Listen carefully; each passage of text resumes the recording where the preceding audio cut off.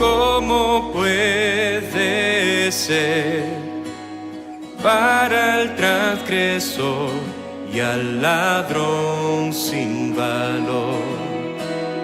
Dices que nuestro juicio es morir por la eternidad en dolor y sin fin.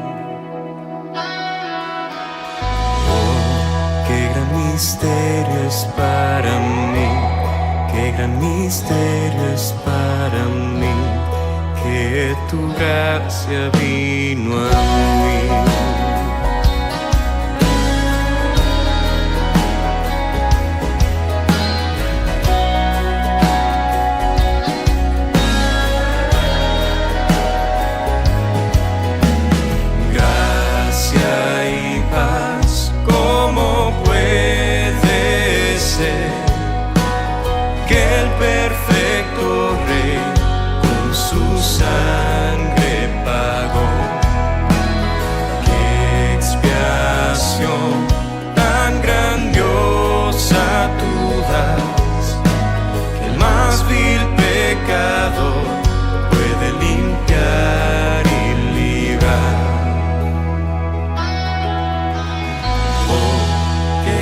Misterio es para mí, qué gran misterio es para mí, que tu gracia vino a mí.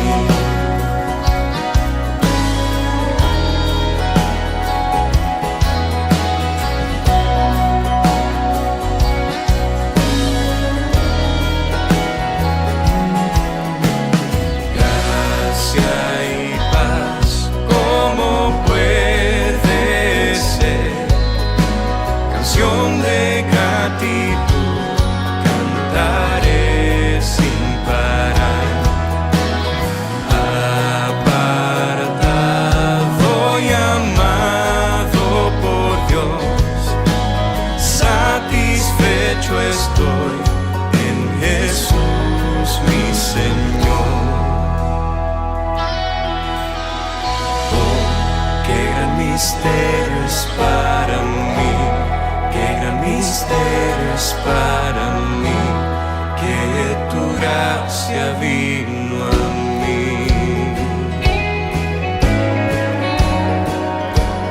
Gracia vino a mí.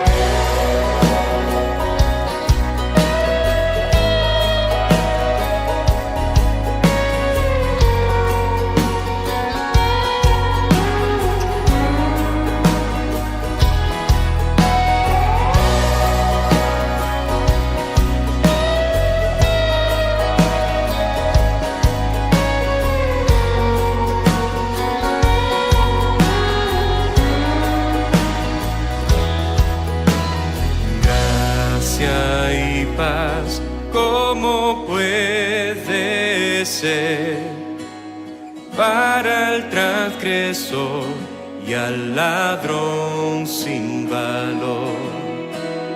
Dices que nuestro juicio es morir por la eternidad en dolor y sin fin.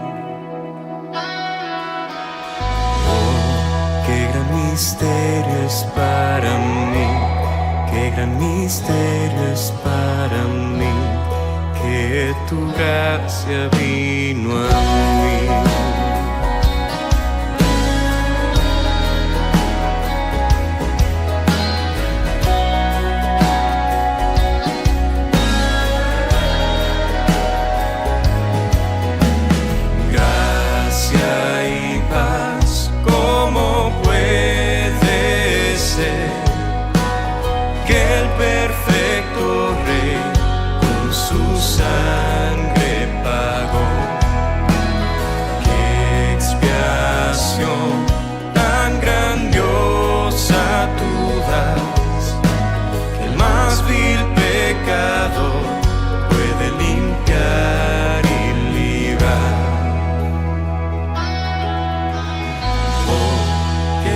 Misterio es para mí, qué gran misterio es para mí, que tu gracia vino a mí.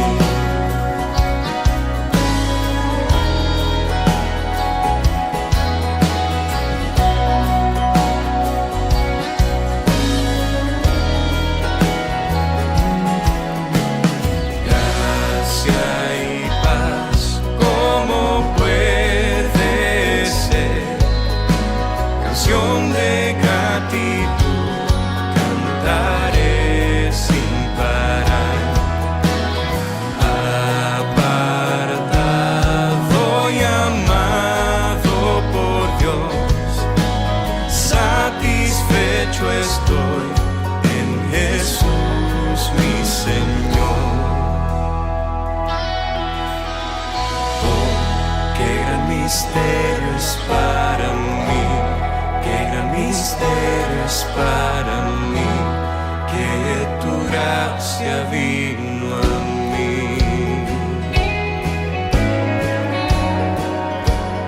Gracia vino a mí.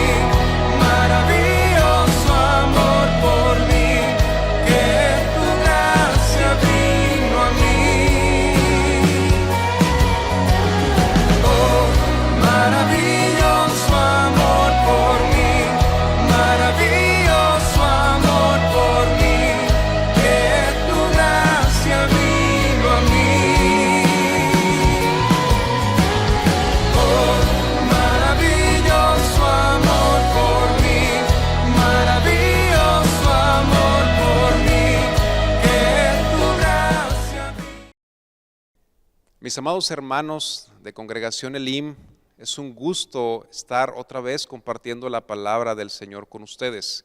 ¿Y qué momento más adecuado para compartir la palabra del Señor en estos tiempos de confusión, en estos tiempos donde muchas personas se están preguntando, ¿dónde está Dios? ¿Por qué ocurre esto? ¿Por qué hay estas tragedias? ¿Por qué? ¿Por qué? ¿Por qué? En un momento así es sumamente importante continuar aprendiendo de nuestro Dios sobre sus atributos que nos reflejan cómo es su corazón, cómo es Dios, para poder amarle más y entregarnos más a Él. En esta ocasión vamos a hablar de un atributo más, que es la gracia de Dios. Pero antes de empezar a profundizar sobre la gracia de Dios, permítame hacer una recapitulación de los atributos que ya hemos visto.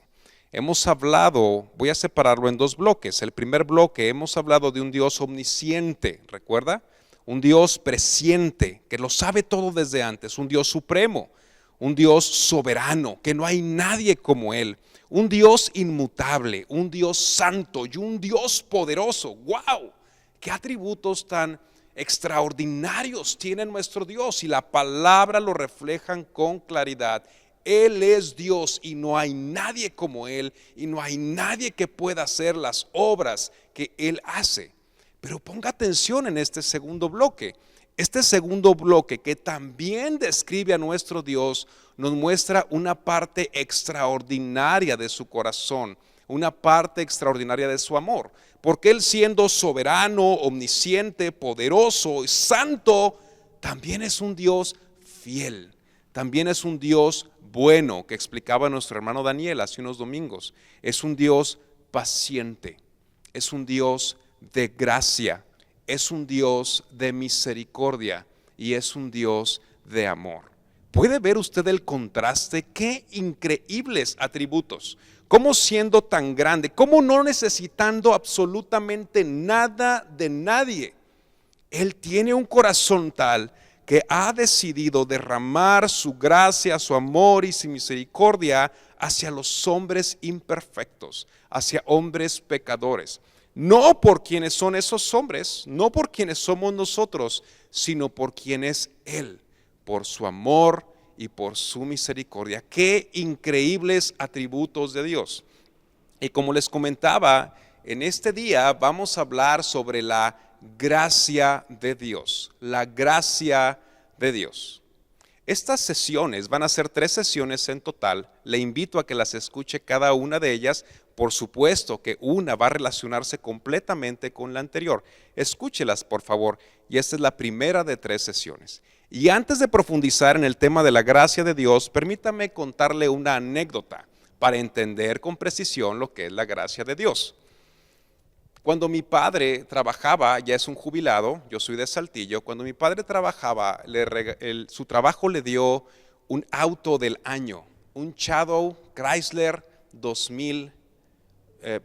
1991. Tal vez muchos de ustedes conozcan estos carros, por ahí podemos mostrar una fotografía incluso.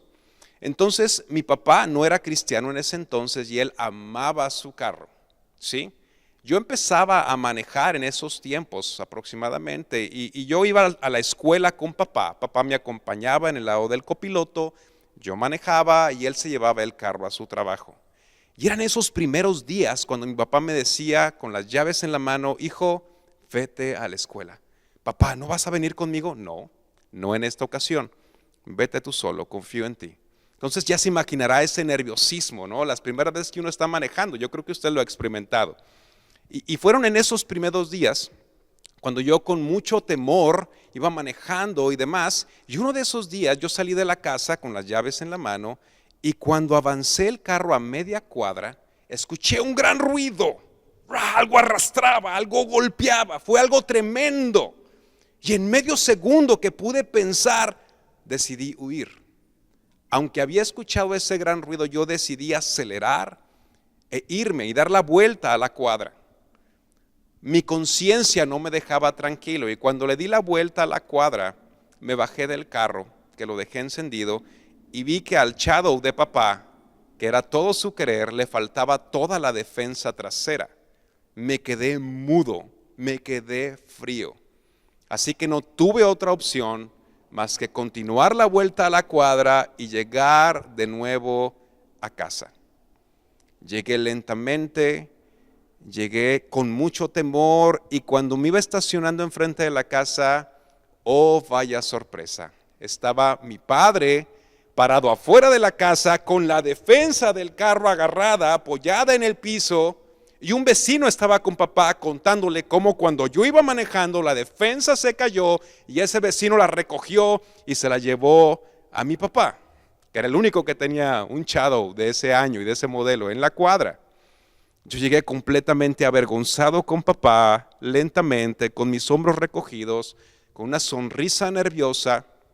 Mi papá serio despidió al vecino, le agradeció y luego mi papá me invitó a que le ayudara a poner la defensa. Tiene unos ganchos plásticos y otros metálicos y logramos acomodar la defensa en su lugar, le ayudamos con esmero y después de eso mi papá hizo algo extraordinario.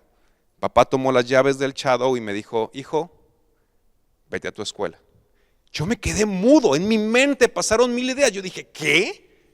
Pero acabo de tumbar la defensa, huí, no enfrenté la situación.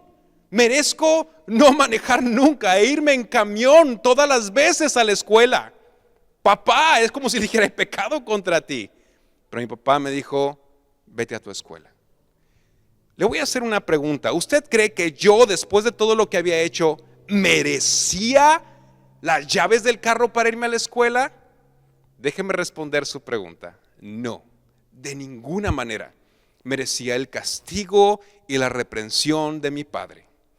Pero mi padre, a pesar de lo que yo había hecho, aunque no era digno de tomar esas llaves y volver a manejar, él actuó su gracia hacia mí. ¿Entiende el concepto de la gracia? La gracia es el favor inmerecido de Dios. El favor que yo no he ganado, el favor al cual yo no soy digno, el favor que no merezco, el favor inmerecido de Dios. Y así como mi Padre actuó gracia conmigo, el Señor en su infinito amor y su infinita misericordia también derrama su gracia sobre los que Él ha destinado desde el principio de la fundación del mundo. Amén. Vamos a empezar con la definición de gracia. Y fíjese, la definición de gracia divina es extraordinaria en el diccionario de la Real Academia. Permítame darle lectura. Definición de gracia divina: favor o don gratuito, es una palabra importante, concedido por Dios para ayudar al hombre a cumplir los mandamientos, salvarse o ser santo. Acto de amor unilateral de Dios hacia nosotros, no de nosotros hacia Dios, e inmerecido, por el que Dios llama continuamente las almas hacia sí. ¡Wow! Es una buena definición del diccionario de la Real Academia. En hebreo, la palabra gracia significa inclinarse en bondad hacia un inferior para favorecerlo. Otra vez, en hebreo la gracia representa o asume que hay dos personas, una persona pequeña en autoridad, pequeña en poder, y una persona grande.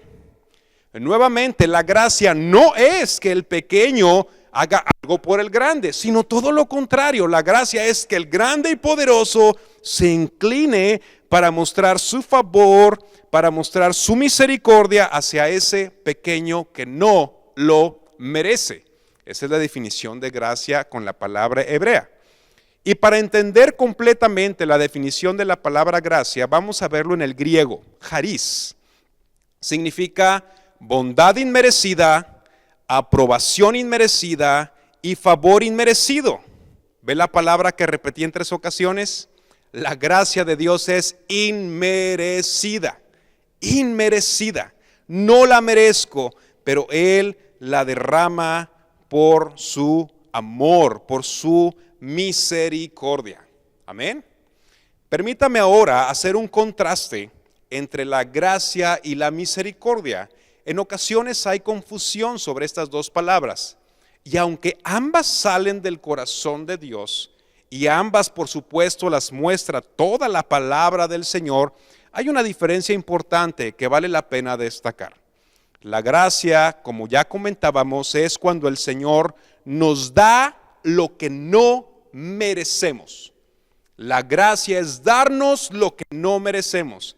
Y la misericordia es no darnos lo que merecemos. ¿Ve la diferencia? Vamos a ver 2 versículos sobre la misericordia. Lamentaciones 3:22. Por la misericordia de Jehová no hemos sido consumidos. ¿Qué merecemos? Ser consumidos por nuestro pecado, por nuestra maldad, por voltear nuestro rostro de Dios. Pero por la misericordia, porque Él no nos da lo que merecemos, no hemos sido consumidos. Y sigue hablando, porque nunca decayeron sus misericordias, nuevas son cada mañana. grande es tu fidelidad. Bendito y alabado sea nuestro Dios, que cada mañana tiene nuevas misericordias. Cuando abrimos nuestros ojos, hijo, hoy tampoco te voy a dar lo que te mereces, sino que te voy a sustentar con mi mano derecha y voy a poner obras para que andes en ellas y me glorifiques en todo lo que haces. Bendito y alabado sea el Señor. Un segundo versículo de la misericordia, Romanos 9:16. Romanos 9:16. Así que no depende del que quiere ni del que corre, sino del que Dios tiene misericordia. ¿Sí? De aquel al que Dios no le da lo que merece. Es Él el que imparte la misericordia. Otra vez, gracia, la gracia significa darme lo que no merezco. La misericordia es no darme el pago que yo merezco por todo lo malo que he sido. Más adelante se va a hablar de este atributo de Dios, que es la misericordia. Seguramente nuestro hermano Alfredo va a estar compartiendo muy pronto en estas sesiones también de los atributos de Dios. Pero continuamos con la gracia en la palabra. Vamos a hablar ahora de ejemplos bíblicos de gracia. Después vamos a profundizar en la segunda sesión sobre los tipos de gracia de los cuales habla la palabra del Señor.